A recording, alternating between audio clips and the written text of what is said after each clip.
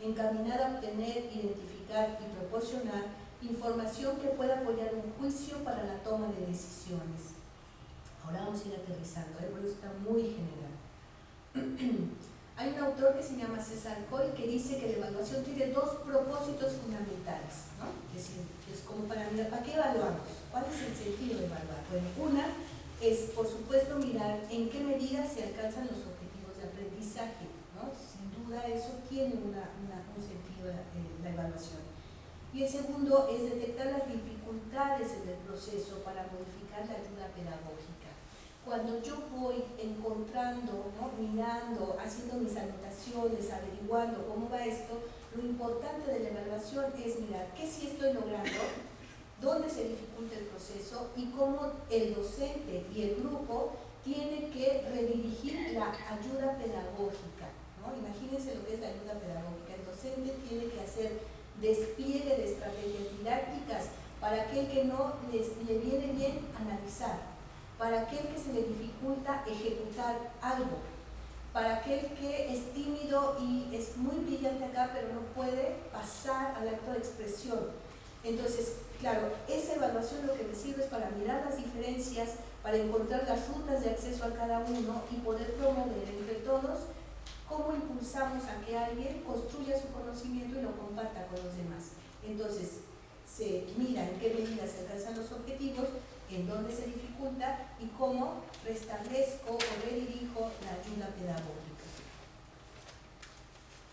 Deberá exponerse los criterios, parámetros o procedimientos que permitan valorar y constatar el desarrollo del proceso de enseñanza-aprendizaje y los resultados alcanzados frente a los objetivos planteados.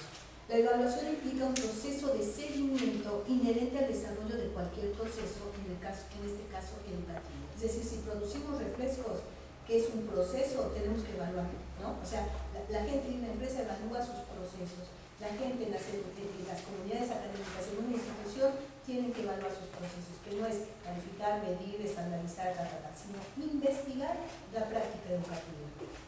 ¿Quién evalúa? Aquí es donde viene el asunto también importante, porque pareciera que esto se nos vuelve una carga enorme a los maestros. Claro, tengo 50 alumnos o 30 o los que sea, y entonces hay que ver las diferencias, hay que darle a Juan una cosa, a María otra cosa, ¿no? Se vuelve un asunto casi inaprensible. Bueno, en esta mirada, ¿no? Que pues se llama evaluación formativa, evaluación comunitaria, evaluación cualitativa, tiene nombres distintos de acuerdo a autores. En perspectivas como esta, la evaluación implica a todo el grupo de participantes en el proceso, es decir, el docente no es el único que evalúa, ni al único que se le evalúa, porque también el docente se evalúa en este proceso. Debe constituirse entre todos, entre toda la grupalidad, el gran ojo observador, digamos, ¿no? Es como esta gran mirada colectiva que nos permite indagar sobre el proceso y recopilar información sobre cómo sucede. La gran pregunta es ¿qué pasó aquí? ¿Cómo pasó esto? Este gran ojo observador que pueda dar cuenta, en la medida de lo posible, cómo sucede el proceso educativo. Se valida por triangulación. En etnografía a eso se le llama triangulación. Entonces, el alumno aporta una información, el maestro tiene otra información, los exámenes o las examinaciones es otra información, a veces hay incluso observadores externos, etcétera, etcétera, y entonces todos van contribuyendo con información desde diversos ángulos y en formatos y soportes distintos, y al unir todos esos ojos, digamos, la mirada se construye. ¿Qué pasó acá para cada proceso? Cada uno entonces es un investigador de su propia práctica. Entonces la evaluación es colectiva y ahí nosotros como docentes podemos descansar y distribuir un poco la responsabilidad de evaluar los procesos. No soy yo el que califica y evalúa al otro, sino somos todos los que evaluamos este proceso de manera individual y colectiva. Entonces, la evaluación tradicionalmente del niño del docente debe ser compartida en su ejercicio, pues un proceso formativo que incluye al profesor, al alumno y a la propia propuesta pedagógica, de tal manera que este seguimiento es por lo menos de estos tres elementos. Entonces, cuando digo ¿qué se evalúa?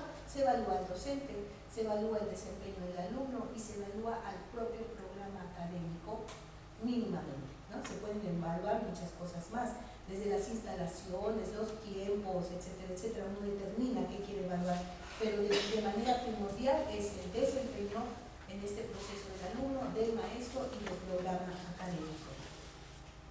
Y aquí voy a meter un poco una idea, espero no sea muy escandalosa, y si no es, pues bueno, platicamos.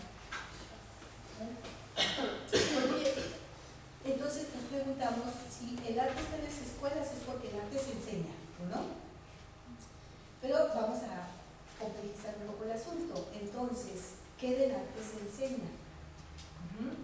¿Qué del arte no se enseña, pero sí se aprende? ¿De qué naturaleza entonces es el conocimiento artístico? Naturaleza entre comillas, porque esas palabras de naturaleza y esencia de repente son muy fuertes. ¿Cómo se enseña, es decir, las metodologías, y cómo se evalúa el aprendizaje de estos conocimientos? Les cuento un poco. Hay un autor francés que se llama Yves Michaud. Él es director de una escuela de artes visuales en Francia y hace algunas décadas, seguramente ustedes lo saben muy bien, ocurrió el Pacto de Bolonia para las escuelas de arte en Europa. Eso implicó que iba a haber cierta estandarización para el cruce y que todos los alumnos podían transitar de una universidad a otra, tal. Entonces todos estos movimientos institucionales tienen que ver con cómo armamos homologaciones en la formación. Bueno, este director de escuela de artes visuales decidió que no entraba al Pacto de Bolonia y se quedó al margen del pacto, no metió a su escuela que es de artes visuales en Francia, y entonces él dijo, no voy a entrar y no voy a entrar por estas razones, y escribió un libro. Y el libro que se llama Enseñar arte, entre signos de interrogación como pregunta, dice la función de las escuelas de arte. Les puedo dejar el libro por si lo quieren leer en PDF. Es provocador para algunos espacios, para algunos es casi ya un hecho dado por descontado, así que ustedes lo medirán como quieran. Hay dos ideas básicas que les quiero compartir de nada más. Una que dice que las escuelas de arte no forman artistas. Y entonces todo el mundo se escandaliza, ¿no? Entonces, como que no, si para eso estamos. Dice, en el momento en que las artes dejan la academia y se incluyen en las universidades, no podemos pensar que se forman artistas, sino se forman profesionales del arte. Y el canjear la noción de artista por profesional de arte lo coloca en otro lugar en términos analíticos, ideológicos, incluso de mercado. Tiene una implicación política importante, pues, ¿no? Entonces, esa es una primera idea. Pueden estar o no de acuerdo. Pero Michaud dice, las escuelas de arte no forman artistas, forman profesionales del arte. ¿Y por qué no forman artistas? Porque la escuela es incapaz de, en sí misma, decidir que todos sus egresados son artistas. Porque el arte está armado por un circuito mucho más complejo y amplio que la propia universidad. Por lo tanto, depende de su distribución, del consumo, de la publicidad, del mercado, de una serie de estrategias de las cuales la escuela no puede hacerse cargo. No debe, no quiere, no puede, ¿no? La universidad hace su trabajo y lo tiene que hacer muy bien, pero no le corresponde ni tiene que cargar ese peso de que él forma artistas, porque eso ocurre en otros lugares bajo otras condiciones, lo cual me parece muy interesante, ¿no? Solo como idea para pensar. En ese sentido dice, no nos hagamos bolas, ¿no? A ver, acotemos el asunto. ¿Qué es lo que sí le toca a las escuelas de arte? Tres funciones básicas. Le llama aprender, practicar y producir. Y entonces dice Michaud, una escuela tiene que encargarse muy bien de cumplir estas tres funciones, ¿no? Porque ni todo el arte se enseña, ni todo el arte se aprende, ¿no? Eso tiene que ver con otras cosas. Por eso me gusta la idea, ¿no? Pensar la idea. Aprender, dirá él, es todo lo que tiene que ver a lo que llamamos el oficio. Las técnicas, las teorías, las metodologías, eso ocurre en sus aulas, ¿no? Uno enseña eso sí es enseñable hasta cierto punto. Técnicas, metodologías, teorías, historias, perspectivas teóricas, incluso estilos, eso se puede enseñar, ¿no? Pongámoslo entre comillas. Hay un contenido claro que podemos pasar. Hay otro segmento, la segunda función dice practicar. Dice, una escuela de arte tiene que garantizarle al alumno el ejercicio constante de su oficio, Por lo tanto, tiene que abrir espacios como laboratorios, talleres, lugares donde el alumno practique, repita, ensaye, se equivoque, se apropie, encarne la técnica y el oficio. Y eso es parte del currículum, y sí lo tiene que dar la escuela. Y esa es su segunda función. La tercera función tiene que ver con producir, y lo distancia de crear, porque dice, crear es una noción muy compleja. Porque de ahí nos vamos a que si esto es creativo o no es creativo, y para lograr procesos creativos hay que hacerle así, como si fuera una receta de cocina. Eso es muy peligroso, dirá Bishop, y dice, nosotros vamos a hablar de producción, ¿no? Y entonces canjea la noción de creación por producción, lo cual también me parece con cierta fortuna, digamos. Y entonces dice, lo que hay que garantizar que las escuelas de arte hagan es abrir espacios en donde el alumno pueda probarse como autor, hacer su propia aportación, tener ensayos en donde él puede ejecutar su voz, ¿no? El sentido que quiere colocar en las cosas, y reconocer que eso es un trabajo todavía escolar. Los maestros e instituciones tendríamos que cuidarnos mucho de calificar los productos finales con criterios profesionales, porque el alumno está en la escuela para aprender, por lo tanto el espacio de producirlo tiene que hacer lo mejor posible, pero está en la escuela, no tiene que perderlo de vista. Y insiste mucho sobre el asunto, cómo hay que propiciar en donde ya le aprendió, digamos, ¿no? Ya le dimos este bagaje del oficio, ya le dejamos espacios para la práctica, y ahora habla tú, haz tú, propon tú, ten tu propia voz y ensaya eso a nivel profesional en un espacio escolar. Esa es la tercera función. Entonces dirá Bishop, eso es lo que le toca a las escuelas, aprender, practicar y producir. ¿Por qué me interesa esta idea? Porque de ahí tenemos que mirar de qué es nuestra asignatura, qué es lo que se supone que nosotros enseñamos. Enseñamos creatividad, talento, valor estético, todas estas cosas que se escurren, ¿no?, por las manos. O podemos con mayor facilidad identificar que en mi curso hay elementos de aprender, elementos de practicar y elementos de producir, ¿no? Y eso se vuelve el contenido de mi clase, y entonces puedo establecer con más precisión qué voy a evaluar. Porque si yo tengo una clase de técnica y de repente me pongo a evaluar si esto es creativo o no es creativo, es un cortocircuito. ¿Me explico? Entonces ya no ubicamos en dónde está nuestro criterio de evaluación. Por eso las ideas me parecen potentes en función de que nos ubica en la responsabilidad que sí tiene nuestra clase para la formación de profesionales del arte. Bueno, lo dejo ahí, este es como un comercial para mi show. Entonces, volvamos a la evaluación. Ya casi acabó, lo prometo. Entonces, ¿cómo trabajamos esto? Hay que armar un pacto pedagógico en el grupo, ¿no? Cuando uno empieza una clase hay que armar un pacto pedagógico de qué le toca a cada quien y cómo vamos a trabajar esto y qué es a favor de todos.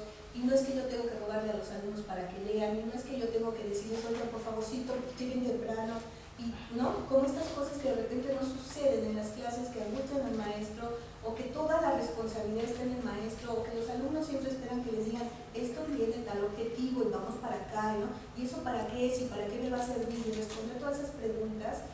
A ver, vamos a un proceso donde vamos a construir entre todos y todos aportan.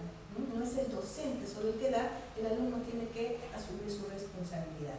Entonces, este pacto pedagógico, con él se arranca, ¿no?, en el que se acuerden cuáles son los criterios a evaluar, definir algunos indicadores que den cuenta de lo que está sucediendo en el proceso, así como construir algunas herramientas para la recopilación de información.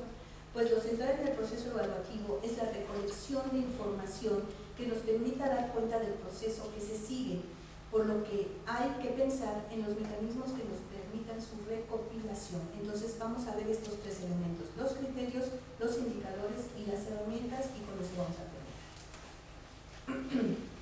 Entonces, cuando yo voy a evaluar este proceso como seguimiento de manera colectiva, tengo que tener en principio criterios de evaluación, y eso los construye cada docente, no es que ya estén, es de acuerdo a la naturaleza de mi clase, construyo mis criterios. Implicarán los referentes a partir de los cuales se hará el seguimiento del proceso formativo. para lo cual es necesario remitirse a los objetivos que nos ayudan a no perder de vista lo que se pretende primordialmente en dicho proceso. Es una obviedad. La evaluación siempre está conectada directamente en primera instancia con los objetivos. Entonces, ¿cuáles podrían ser unos ejemplos de criterios? Aunque no necesariamente tiene que ser así, ¿no? Dependiendo de su clase y de lo que se esté trabajando. Entonces, por ejemplo, uno de mis criterios es que yo quiero desarrollar la capacidad crítica, analítica, reflexiva de mis alumnos. Es un criterio. Y sí estoy pendiente de cómo sucede en ellos, en qué momento sucede, en qué grado sucede, cómo se manifiesta. Por ejemplo, otro, la ejecución técnica, ¿no? Yo podría tener como criterio de evaluación el dominio técnico, la ejecución técnica de un saber, obviamente, de la técnica del oficio. Quiero evaluar a lo mejor habilidades experimentales. ¿Qué tanto el alumno es capaz de entrar en acción y promover, proponer acciones al otro? Entonces, a mí me interesa un alumno, y por eso estoy trabajando en el curso, para que él pueda ser propositivo y se arriesgue a lanzar hipótesis de trabajo, premisas, indague. Pues eso es algo que yo puedo evaluar, las habilidades experimentales. Estoy inventando, puede ser cualquiera. Integración y aplicación del conocimiento. Por ejemplo, yo lo que quiero evaluar es que le estoy enseñando algo y cómo lo aplica, si lo aplica de manera pertinente, si es coherente su aplicación, si tiene, digamos, integrados los elementos para la aplicación coherente de ese proceso. Bueno, perdón. Integración y aplicación. Pero lo que quiero decir es que tendrían que revisar sus objetivos y en función de esos objetivos es, bueno, ¿qué es lo que yo quiero que logre el alumno en esta clase? ¿No? A lo mejor se llama Historia del Barroco X.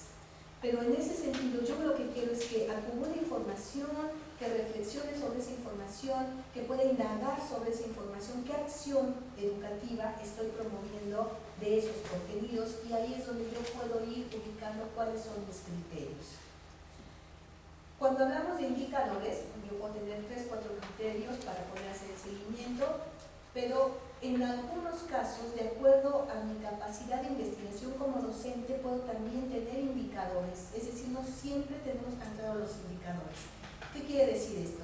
Los indicadores son aquellos que nos dan evidencia de que algo está ocurriendo o no, son como síntomas. Si yo puedo ver un síntoma de eso, una manifestación de eso, que nos muestran señales, indicios de que el proceso va teniendo ciertos resultados. La tarea es más difícil cuando los procesos son muy lentos o no es fácil que se evidencien ciertos logros del participante. A veces hay mucha frustración en el docente porque uno va trabajando y va a ver los resultados 2 años después, O sea, los procesos no se acotan por semestre o por cuatrimestre como se trabaja en la universidad. Las cuestiones es que se van madurando de manera distinta y de repente hacen conexión. Y a veces a este maestro no le toca ver lo que empezó a trabajar con ese alumno. Pero se puede pensar en ejercicios en donde el participante se ve la necesidad de ocupar ciertos conocimientos trabajados y hacer una reelaboración de los mismos de manera personal para mostrarlos. Cuando un maestro, un docente conoce muy bien su contenido, su corpus de conocimiento y cómo esto opera en el alumno, es más fácil de tener indicadores porque ya sabe en términos generales cómo puede ocurrir cierta evidencia. Siempre están pasando cosas nuevas y siempre nuestros alumnos van siendo más jóvenes que nosotros. Eso es un hecho. Yo tengo 20 y tantos años dando clase y antes me confundían con los alumnos y ahora pues ya con su mamá. Eso ya es obvio, ¿no? Ya me hablan de usted y es evidente la distancia y cada vez voy viendo que son alumnos más jóvenes y cada generación uno tiene alumnos más jóvenes que uno. Entonces, bueno, eso tiene una implicación importante, ¿no? Hay que reconocer que cada vez hay formas distintas de evidenciar el aprendizaje, pero el docente, si es investigador, se va dando cuenta, aquí ya lo logró, ¿no? Entonces, ¿qué es lo que hago con los indicadores?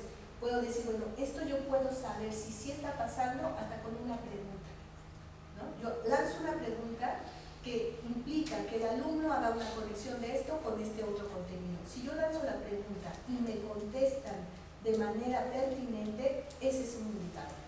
¿Sí me explico? Pero también es un indicador si no me contestan. Porque entonces me doy cuenta que todavía no hacen la conexión. o les pido, a ver, haz una machicuepa de un salto, pues, de tal nivel de dificultad. Si lo logra hacer, es un indicador, pero si no lo logra hacer, también es un indicador. ¿Me explico? Es como muestra la manera en que ha encarnado ese contenido. Entonces, cuando uno hace evaluación, es importante ir poniendo sus notas, ¿no? Como docente. Si el alumno en el tercer bloque ya logró integrar tal y tal, logró resolver tal cosa, XX, entonces vamos teniendo un ritmo de avance. Si no está eso, hay que regresarse, hay que tomar la ayuda pedagógica, retomar la ayuda pedagógica desde otro lugar. Entonces, por ejemplo, que el alumno resuelva el ejercicio tal en donde debe integrar tales elementos, ¿no? Eso puede mostrarnos un indicador. Que muestre habilidades en el manejo de tal cosa, un concepto, una herramienta, una habilidad grupal, etc. Logre argumentar, detectar, reconocer, analizar, crear, etcétera, etcétera, etcétera. Entonces, uno mismo es importante que como investigador de su práctica vaya poniendo este tipo de retos, ¿no? Para que se evidencie, para que salga, ¿no? Para que emerja ese sentido que se está o no construyendo dentro de nuestro curso. Y vamos al último elemento, que son las herramientas y cómo lo recabo, de qué manera yo me hago de esta información. Pues tengo criterios, es decir, el ojo está dirigido, no es esta mirada que ve para todos lados y apunta todo.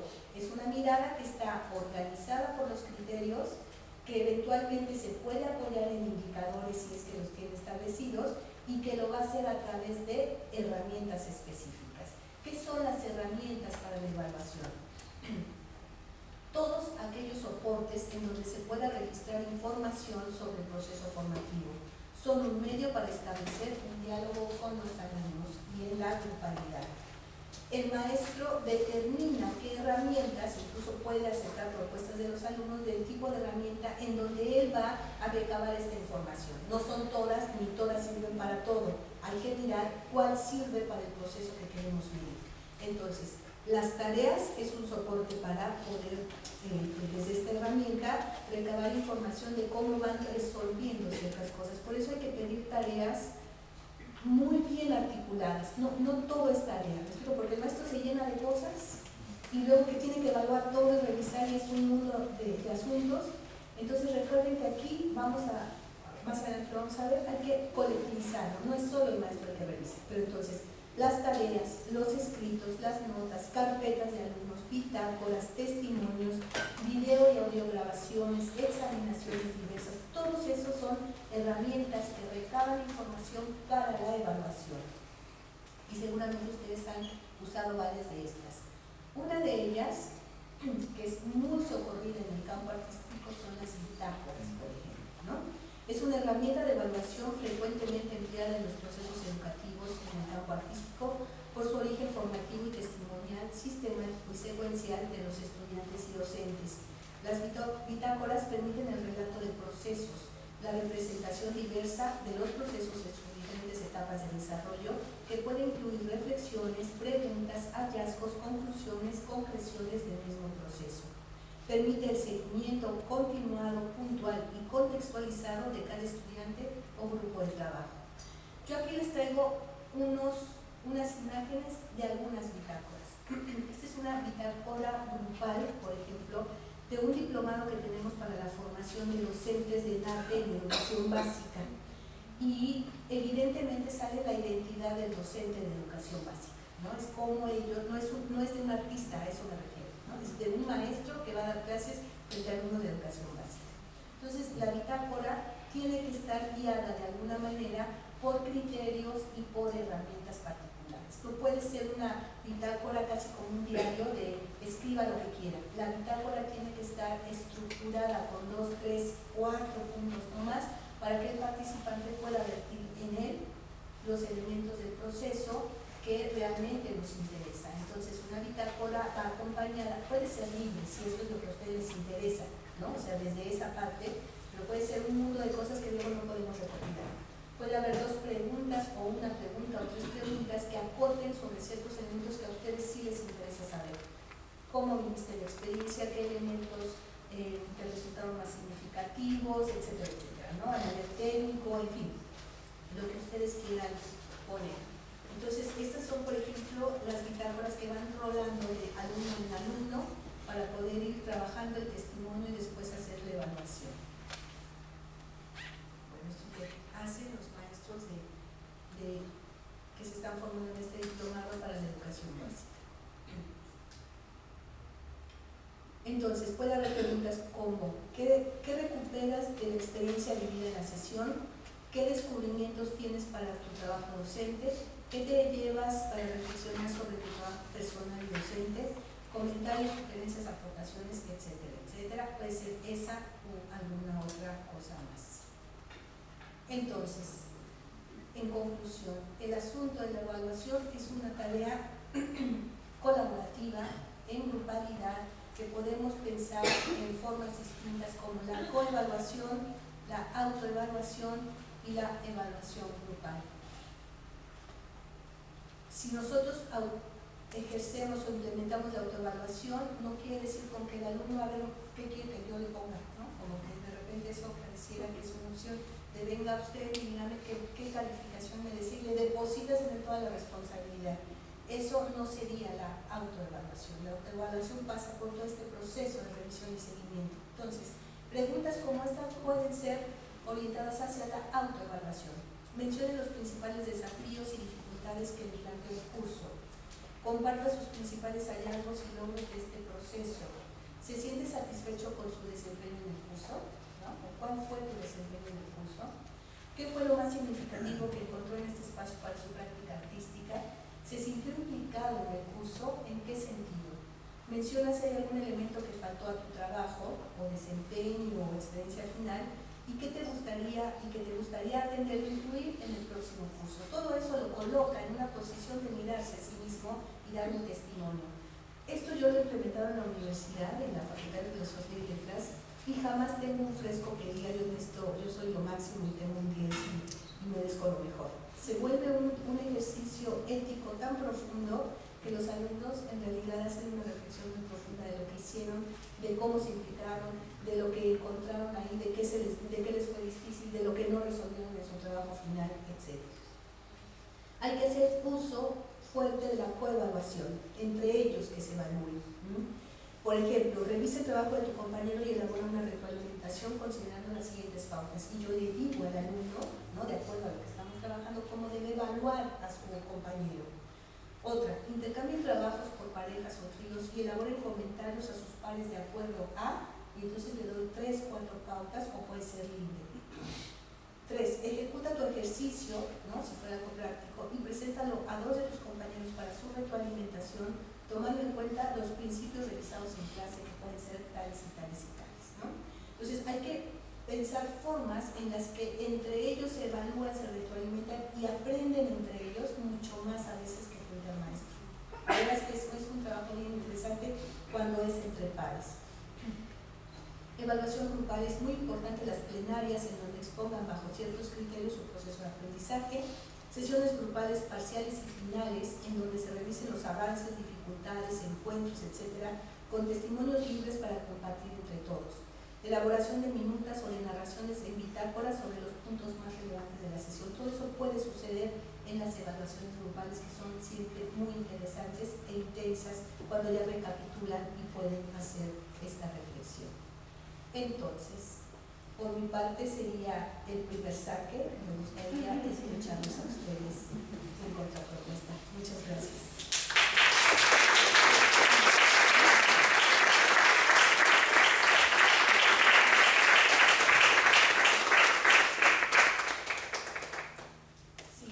Bueno, primeramente agradecerle la claridad y la elocuencia de su propuesta. Me parece que queda claro, va quedando claro desde la infraestructura a cómo se va montando una superestructura interdisciplinaria. Lo del programa se las trae porque yo siempre he pensado que un programa a veces hacerlo al principio de un curso, voy a decir algo que también puede sonar muy extraño, es encapsular y es de alguna manera sesgar el conocimiento. Yo creo que un programa enriquecedor se puede inclusive hacer al final del curso. Pero ese hacer al final del curso un programa también implica que los estudiantes lo van a hacer y tal vez no les va a tocar a ellos ejecutarlo el próximo semestre o el próximo año, sino que a través de esa experiencia se va a enriquecer muchísimo el siguiente curso, ¿verdad? Porque yo he visto que a veces suceden cosas en el curso de lectura que uno va descubriendo en ese viaje, que es el curso, que se descubren cosas y a veces porque no está contemplado en los objetivos, no está contemplado en el contenido, se dice, no, eso no lo vamos a ver, no se puede ver porque el curso no lo permite y tal vez sea de interés colectivo en ese momento. Puede ser que tenga que ver con la realidad nacional, ¿verdad? O la realidad institucional y que incluirlo puede ser enriquecedor. Entonces siempre con los procesos evaluativos creo que pasa lo mismo.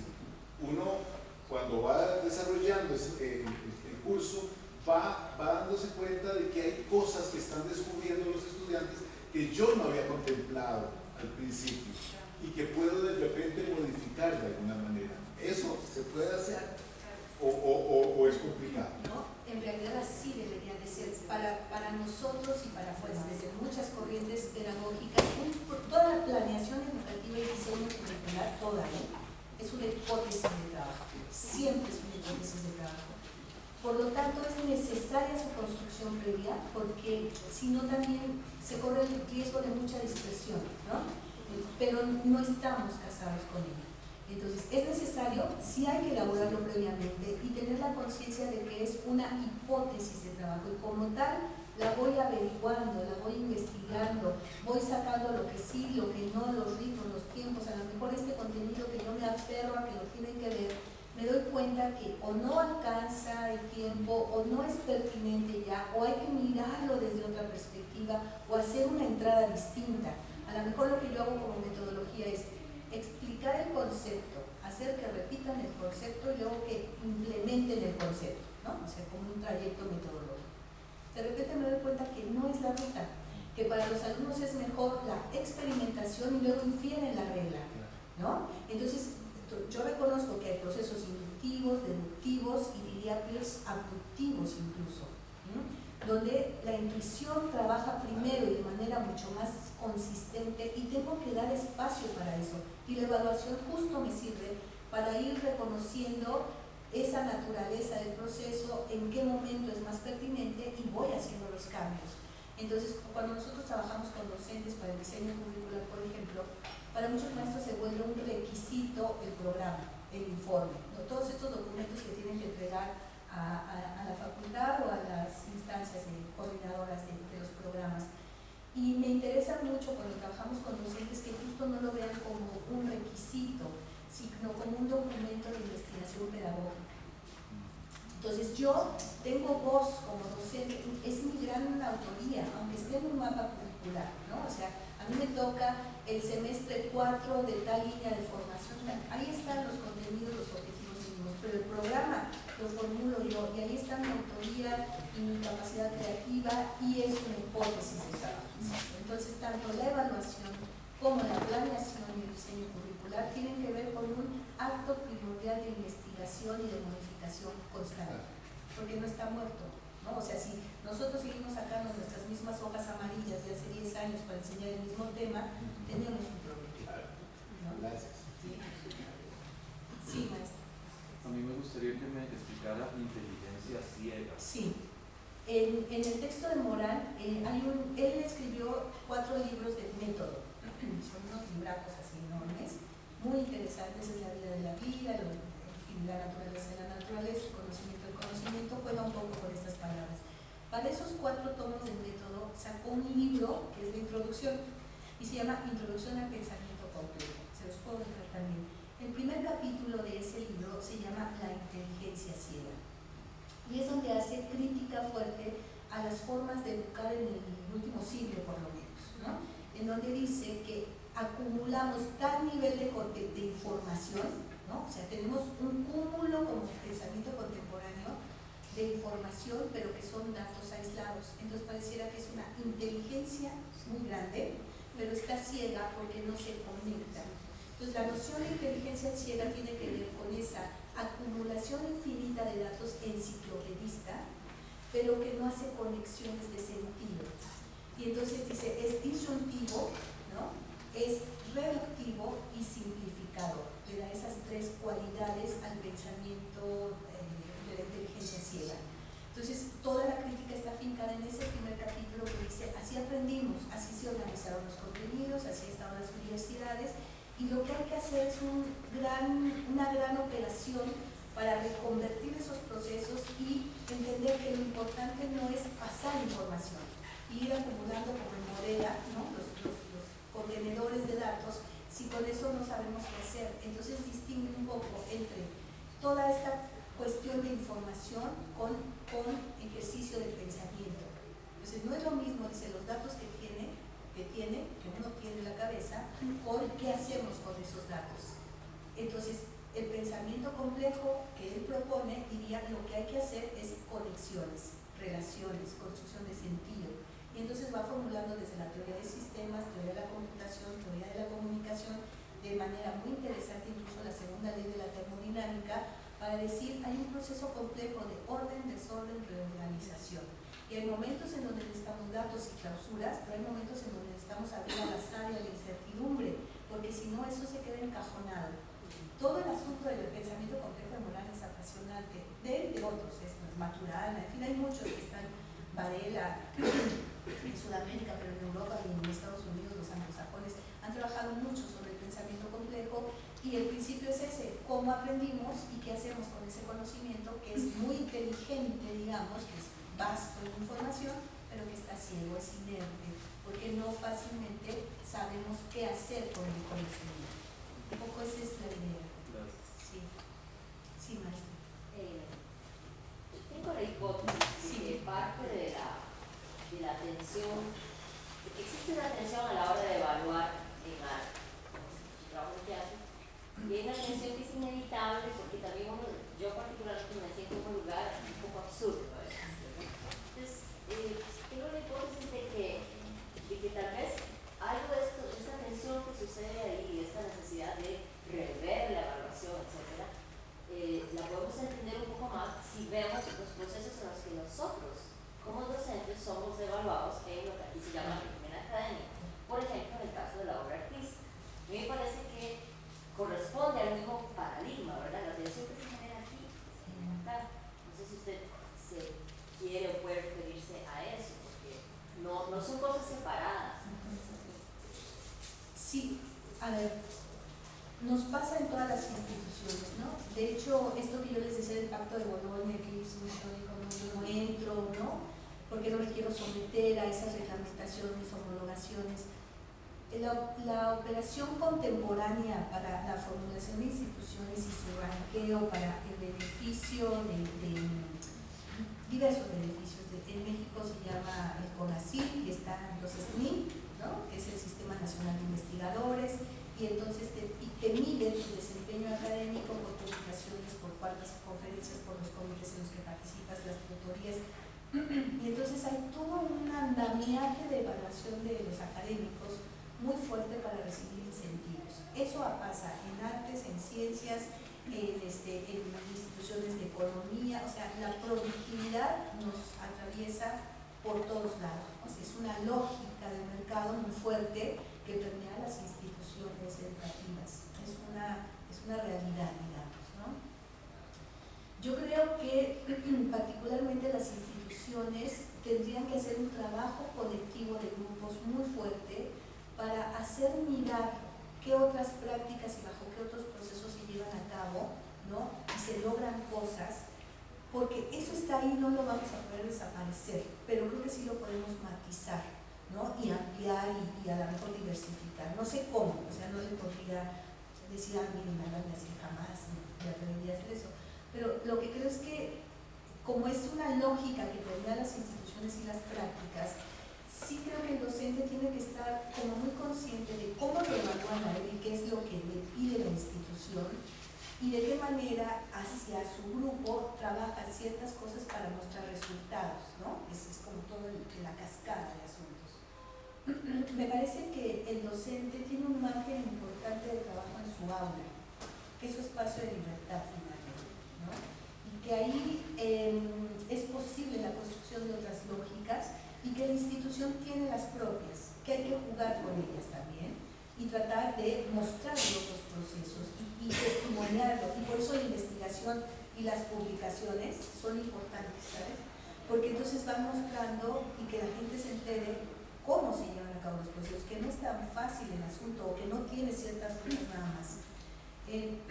Me parece, yo sí confío mucho en el trabajo colectivo y en la fuerza que tiene el grupo y en que los de escénicas dialoguen con los de visuales y se vayan a otras facultades y empiecen a intercambiar cuestiones entre todos, solo como para poder mostrar el trabajo que se lleva a cabo de manera legítima en los espacios y poder mostrar otras formas también, ¿no? Lo otro es ineludible también, pero creo que nuestra batalla está en el aula y en el trabajo en que uno pueda hacer ese puente entre una lógica y otra y en la medida de lo posible trabajar en el aula con estas propuestas que están a favor de la formación de profesionales. Y sí hay una tensión, indudablemente, ¿no? No sé qué más decirle por ese respecto, pero sí es evidente que hay como una lógica económica muy fuerte en instituciones en general, y las universidades no se libran de ello, ¿no? Cada vez el ranking, yo trabajé en los CIES, ¿no? Es comités interinstitucionales para la evaluación de la educación superior. ¿Qué significa eso? Que íbamos a las universidades a evaluar programas, y los programas se evalúan desde cosas muy concretas como cuántas aulas tienen, cuántos maestros de tiempo completo, hasta si sus programas son sólidos o no, ¿no? Entonces el diálogo sirve mucho, tú a tú, es decir, yo lo hago así, yo trabajo de esta manera, mis descubrimientos son estos, y eso va haciendo fortalezas, y lo vamos dejando por escrito, y lo publicamos, y entonces vamos haciendo visible prácticas que no necesariamente están tan a la mano de estas ranqueos institucionales a nivel nacional e internacional, ¿no? Entonces sí es un problema fuerte, pero yo siempre digo, yo cierro la puerta de mi aula y me interesa primordialmente la educación. O sea, dice Adriana Burgos que quien educa es que tiene esperanza en construir el futuro. O sea, tiene una visión de futuro, quien educa. Y esa frase me gusta porque en el fondo, más allá de todo eso, uno sabe cuando tiene vocación docente y cuando quieres compartir con el otro y apoyarlo, y un docente siempre es un instrumento de mediación para que el otro aprenda algo, no necesariamente lo que uno quiere que aprenda, que es la gran tragedia para muchos maestros, ¿no? Y cuando uno finca ahí, puede hacer como ciertos malabares para disminuir un poco la tensión. Gracias. Sí, solo te quería pedirle si puede devolverse un par de diapos cuando sí. enumera los criterios para la autoevaluación. Gracias. Sí. ¿Maestra por acá? Sí. Mi duda es, muchas veces los docentes en artes hacemos grandes esfuerzos porque estos procesos de evaluación sean lo más cualitativos posibles, lo más interdisciplinares posibles, lo más, ¿verdad? Hay como todo un esfuerzo porque eso suceda en el proceso, pero a la hora de la hora, cuando termina el curso y tienes que dar una valoración cuantitativa de ese proceso, pues todo eso se resume en un número, ¿verdad? Que muchos de los docentes en arte no estamos cómodos poniéndole un número porque al final es como una cosa absurda, ¿verdad? Ponerle un número a un proceso de aprendizaje en arte que es mucho más complejo que un otro coeficiente, principio económico, etc. Ustedes en el Centro Nacional de las Artes y en las escuelas que tienen ahí participando, ¿han encontrado una forma administrativa de poder reflejar las notas de los estudiantes más allá de un número? ¿O han pensado eso? Sí. No, es ineludible. El número es ineludible porque es un valor institucionalizable para la acreditación, ¿no? Lo que yo sí puedo compartirle es que eso se deja de ser un problema, incluso ético, ¿no? O de reducción, es una reducción, cuando el alumno y todo el grupo ha llevado el proceso de seguimiento. Sabes que tenga un 8, un 9, un 10 es mucho más, de mayor fácil acceso al número. Es decir, yo voy trabajando en la universidad, por ejemplo, incluso en el Senado, y vamos teniendo pues testimonio de cómo va el trabajo, desde bitácoras, las tareas, presentaciones, plenarias, todo esto que les digo. Y entonces el maestro va conociendo muy bien a los alumnos y los alumnos están evidentemente mostrándose ante los demás. Cuando llegamos a la plenaria final, que entregan su trabajo, el resultado del proceso, ya es mucho más fácil y tienes mucho más elementos para decir, bueno, tienen esta calificación, lo vamos a reducir esta calificación. No es un asunto de que un examen valore todo el proceso, lo has visto durante todo el proceso, has visto cuál es su dificultad, te has acercado con él, le has pedido a los compañeros que lo ayuden, es decir, tienes una cantidad de información que te devuelve cómo se ha desempeñado el alumno, que es mucho más fácil llegar a esa conclusión. ¿Me explico? Entonces, es ineludible, hay que calificar, por eso yo tengo un ranking de 6 ya es reprobatorio, 7 en adelante es aprobatorio en la universidad, ¿no?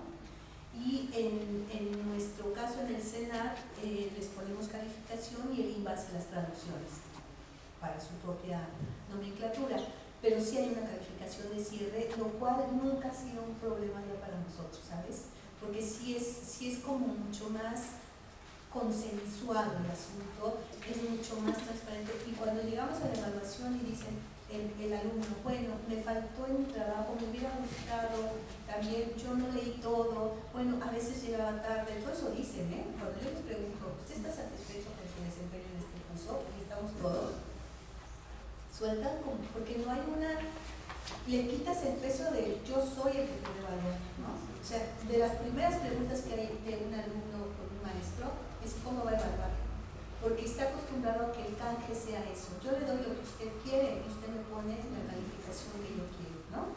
Entonces una primera clase, el alumno hace un escaneo profundo del maestro, va a ser exigente, no es exigente, lo puedo brincar, qué tanto voy a poder escamotear, eso nos escanean, pero en los primeros 5 minutos de la clase.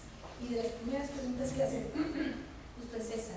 Cuando yo digo, a ver, la evaluación la hacemos todos, y mis criterios son estos, ¿qué otros les parecen? Vamos a consensuar. Y ahí se arma el pacto, ¿sabes? Y lo podemos revisar. A lo mejor uno de los pactos tiene que ver con la capacidad expresiva y a uno no le sale la parte expresiva, verbal. Entonces tengo que ir a buscar de qué otra manera él puede expresar eso. Entonces le pido escritos, me comunico con él, le pido a otro alumno que lo, ¿no? Entonces es tan fuerte, tan intenso la mirada del maestro y del grupo sobre él que puede ser mucho menos tensa la asignación de una calificación, que es insalvable. Y cuando en diplomados, por ejemplo, no tenemos que poner calificación, no la ponemos. Se le da su diploma y se acabó, ¿no? Y tiene que cumplir requisitos mínimos, como ir, ¿verdad? Entonces, en los momentos en donde no requerimos calificar, asignar una calificación, no calificamos, solo evaluamos, siempre evaluamos. Pero en estas partes donde son institucionalmente acreditables, sí hay que calificar. Maestras. Una de las cosas que me llama mucho la atención de su exposición precisamente es esta idea de que nosotros no formamos artistas, sino profesionales en arte. En lo personal, me parece que es tremendamente acertado y liberador, porque definitivamente el problema que muchas veces se crea cuando generamos evaluación es que estamos creyendo que estamos creando, al menos en el caso del teatro, actores, actrices y directores, cuando lo que estamos creando son profesionales en arte dramático, que es una cosa muy distinta, que tiene que ver con el conocimiento y la asimilación de procesos complejos, que no solamente se resumen en una mera representación mágica en el escenario, sino como esa mitología de la representación se empieza a desmitificar y a descomponer precisamente para comprender por qué ocurre lo que nosotros hacemos en escena y hasta qué punto las técnicas que nosotros enseñamos a nuestros estudiantes para poder manipular su cuerpo, su emocionalidad e incluso su relación social puedan ser capaces de mostrar a nosotros elementos que permiten a un artista ser un artista, pero que también permiten a un no artista comprender el proceso artístico en sí mismo. Y eso es una cosa que a mí me llama muchísimo la atención de esta posición, porque es realmente liberador para uno. Yo no, o sea, mi obligación no es hacer que fulanito o menganito sean los grandes actores o actrices o directores o directoras, sino que comprendan el proceso a través del cual se produce el fenómeno social y cultural que implica la representación y de dónde surge. Y eso es una cosa que a mí me tiene feliz. Y además hay un dato más, Michaud habla del saber hacer en francés, porque como no se pronuncia en francés, esas cosas no las digo en francés, pues el saber hacer, ¿no? Y su noción de saber hacer habla de cómo el profesional del arte tiene que pensar en diversificar lo que sabe, su saber hacer, en campos de profesionalización, es decir, el que se formó como pintor no a fuerzas va a pintar allá afuera, y eso no quiere decir que fracasó como pintor. El que es actor no necesariamente, no, sino cómo piensa su saber hacer, más allá de que se formó en un campo disciplinar, porque allá afuera el campo profesional está solicitando a personas que puedan hacer esta diversificación del saber y aplicaciones distintas. Hay otro autor que se llama Donald Schoen, si no mal recuerdo, él habla del profesional reflexivo, esa es su noción, y dice, aquí quien tiene valor, un egresado profesional, ¿no?, de una profesión allá afuera, va a ser un buen profesional si es capaz de, por un lado, en un primer nivel, detectar problemas profesionales. Pareciera una tontería, ¿no? Pues no es suficiente, un poco lo que le preguntaba al maestro, que es la inteligencia ciega, no es suficiente con que yo sepa bailar, actuar, pintar, etcétera, etcétera, es un oficio, sino de qué manera yo soy capaz de eso potencializarlo como un saber que puede nutrir, contribuir, ampliar el trabajo de otros campos. Entonces, ahí se vuelve un asunto.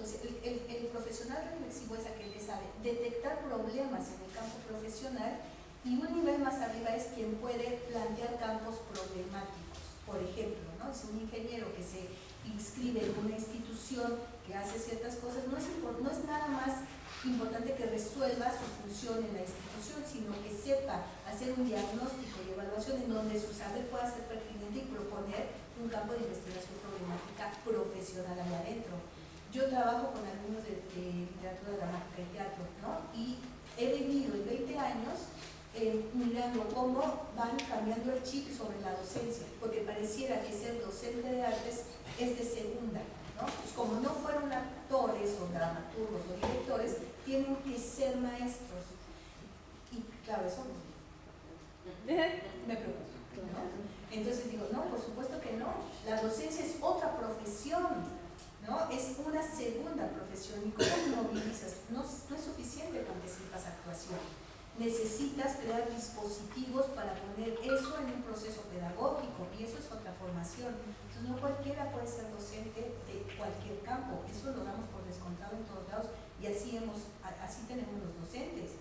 Pero ¿quién los ha formado como docentes? Los formamos en la práctica, y eso no es cosa trivial, ¿no? Porque uno no tiene herramienta didáctica. Entonces, armar esa segunda profesión implica un trabajo de investigación y de un saber hacer distinto.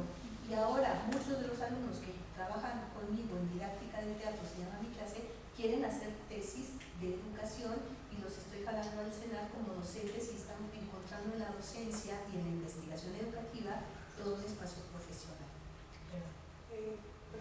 ¿Sí?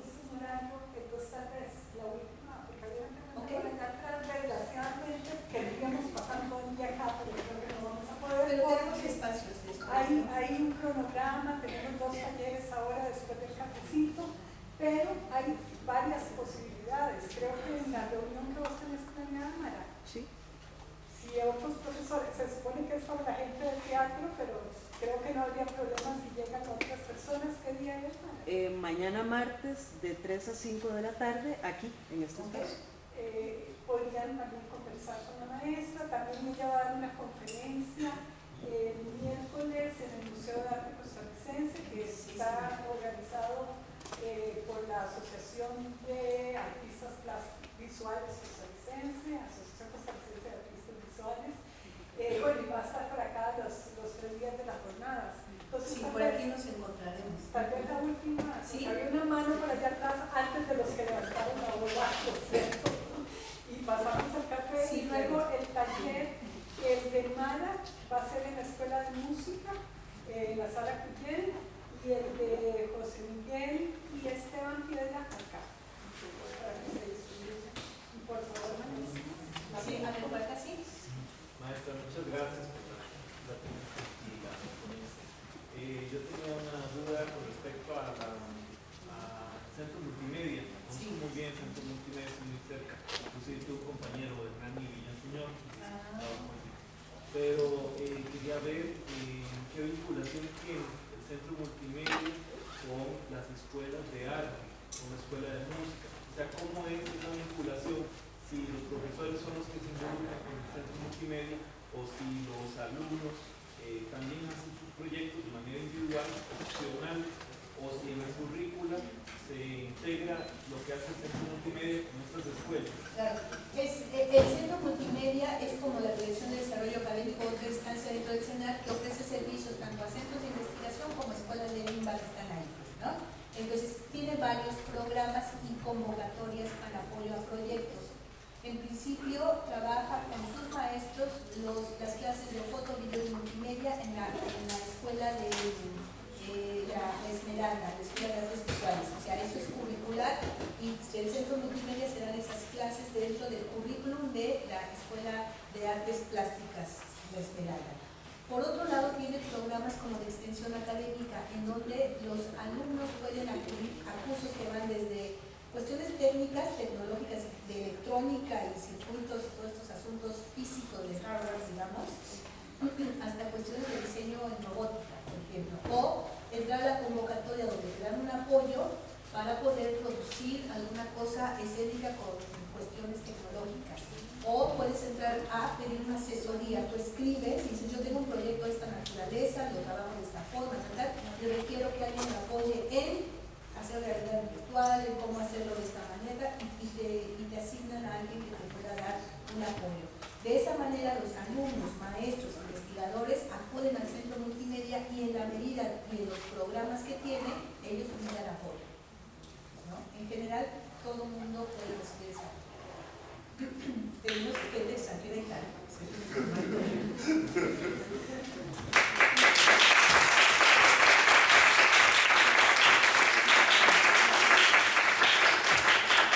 Le voy a dejar por aquí a María Clara varios libros y les voy a mandar los links de todo esto lo pueden descargar